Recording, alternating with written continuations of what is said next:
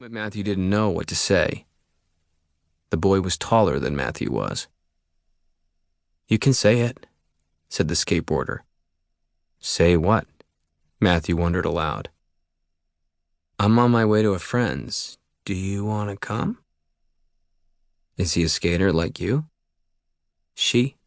No. She. She's straight, even." "I remember straight people," said Matthew. The boy continued to carry his skateboard, and Matthew, reversing direction, fell into step beside him. The skateboarder said his name was Leif. He had been skating at the late 19th century monument at the park entrance a block away. Matthew was familiar with it. A marble ledge at the back served as a bench, and skaters liked to pop their boards into the air and surf along the bench's edge, as if filing it down by skidding along it. The marble was soft, and Matthew had noticed that they were in fact filing it down unevenly. He always felt a little protective of a thing if it spoke of the past. The city had trained him to be a connoisseur, and he could tell that this boy, with his nonchalance and moonglow complexion, outclassed him. Still, he was used to getting more than he deserved, and there wasn't any evidence of unwillingness. In a few minutes, he might be grabbing the tousled hair at the back of the boy's head and kissing him. He was aware, however, that as they walked, his own apartment was receding behind them, along with the prospect of dinner. "Where are you taking me?" Matthew asked. "Down the rabbit hole." "Uh-oh." "No, not really."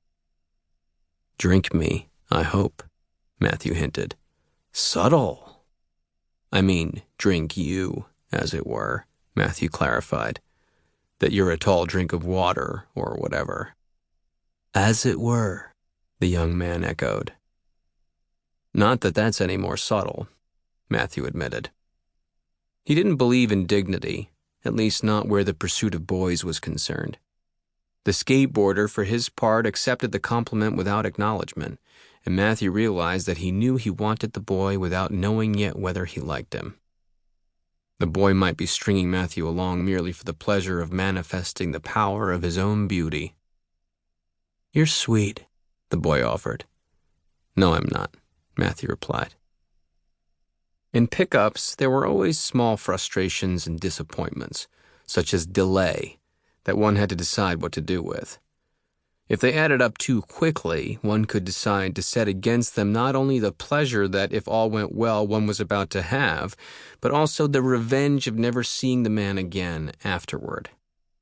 In case he might want to see the man again, however, in case the latest boy might turn out to be the one for whom he was willing to break the pattern of solitude that he had fallen into, Matthew always tried, for as long as he could, for a while anyway, to turn aside any verdict that negative impressions of the boy might have led him to by sorting them, along with positive ones, into a picture or story that was, at least tentatively, worth holding on to. That is, he tried, as he assembled the picture or story, to see in it someone he might be interested in or even able to fall for. Someone he could imagine looking back at the picture with. They turned onto one of the quiet residential avenues. "What do you do?" the skateboarder asked. "Do you skateboard a lot?" Matthew countered, because he didn't feel like explaining about kingship and early modern English poetry yet. The boy coughed. It began almost as a hiccup, but sank quickly into a rough hacking, low in the chest, and the boy had trouble mastering it. "Sorry," he said when he had his breath again. "I meant to laugh at you, not cough at you." He took a plastic water bottle out of his coat pocket and swigged from it. "Do you smoke?" "I caught pneumonia at Occupy. I'm just getting over it." "Should you be out in the cold? Are you even wearing a sweater under that?" "I thought you weren't sweet. Here it is."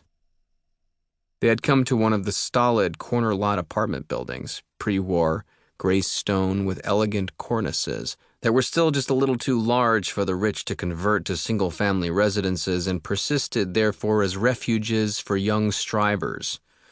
The best part of picking people up, Matthew sometimes thought, was seeing the insides of strangers' homes, the apartments of people that a grad student